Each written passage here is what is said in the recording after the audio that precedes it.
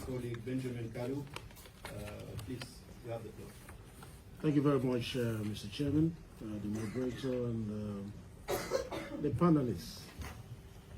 Quite thought-provoking interventions that you have made, all of you. I've taken notes and I've learned a lot in the course of your intervention. The summary of what you have said here is that promoting multilateralism through digital trade is not a mere footnote, a technical footnote. It is one of the defining governance, according to you, beyond governance, business, private sector challenges of our time. It is a reality. The digital economy is no longer a distant promise. It is the daily reality of our entrepreneurs and the horizon of opportunity for our youths and our women, especially in Africa. Talking about Africa, in Africa, we have chosen not to wait for others to write our future. Through what my brother Azel mentioned, the AFCFTA, and this protocol on digital trade, we are building our own regional multilateralism, a blueprint for a harmonized, integrated digital market. Despite the challenges, Axel, we will win. Despite our differences, the digital space will unite us with one purpose of increasing the economic growth of the continent. If the European continent have done it, and they are trading better with one another, we can leverage their sources, learn from their competencies, and build our muscle from where we are now to where we ought to be. So we're not going to sound pessimistic, we're going to sound positive, and we will win there. But blueprints alone do not build houses.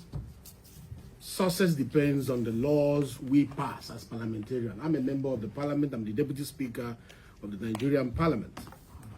So there is the need for us to be deliberate about creating trust. And there's the need for us to, project the predictability that we guarantee. In Nigeria, we have acted. The Nigerian Data Protection Act of 2023 safeguards privacy.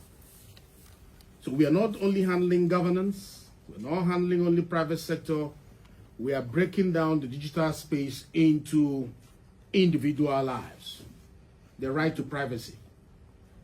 While the forthcoming National Digital Economy Bill, which we are projecting, will anchor e-commerce, it will anchor investment in legal certainty. Across Africa, parliaments are not spectators. We are legislating for the future. And I can tell you that this is the conversation at the ECOWAS Parliament, which I belong to, and the African Union Parliament, which I belong to. And I'm happy that IPU, through the WTO, the parliamentarians there are not sitting back. Let us be frank. Rules without enforcement are mere illusions.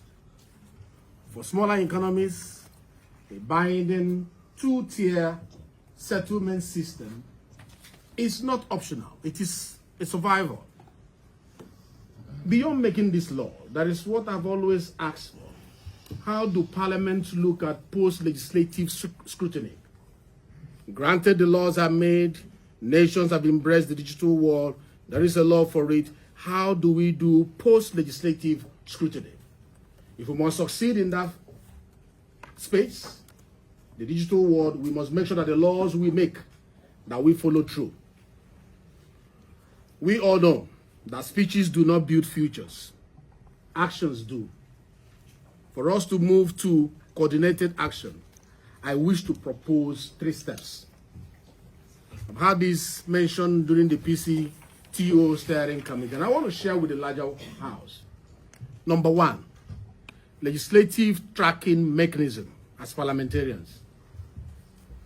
A legislative tracking mechanism that engenders peer-to-peer accountability, requiring us to report back on how we translate our collective resolutions into concrete action within our national parliament, sub-regional parliament, and continental parliament. It's important for us to compare notes from time to time so that everyone will not be on the frolic of their own, yet you want to converge and trade together. There must be a melting point. Number two is concrete WTO support for after implementation. I like what you mentioned, Azel, when you were talking about Sweden and how they have succeeded. And in the spirit of multilateralism, there must be the willingness, there must be the energy, to come together to make these robust, fantastic, idea of after to work, especially in the digital space. And that will help us to further deepen digital trade in Africa when we learn from those who have succeeded. Number three, which is my final one, is a model digital trade legislative toolkit. I mentioned this 2 days ago in our conversation. A model digital trade legislative toolkit developed with UNCTAD, UNCTAD, and ITC to equip parliaments with best practice laws for a pro-development digital economy. Not all the parliaments are well versed in this space. So if we have a template that they can work with, a toolkit that they can copy, based on the sources of Sweden and the likes of the countries like that, I think it will be a guidance towards succeeding in this space. Colleagues, the choice before us is stark. A fragmented digital future shaped by others, or a shared digital prosperity shaped by us. If we act together, which is what this is all about, acting together. If we act together, we can ensure that digital trade becomes not a new divide, but a new bridge, linking trust, linking opportunity, and inclusive multilateralism. That is my intervention from Nigeria. Thank you very much. Thank you, Benjamin. Thank you. I like the bridge. And this is what we need between countries. We need more bridges in order to have a positive outlook going forward. Thank you very much. Moving on, we'll pass the mic to my colleague from Turkey,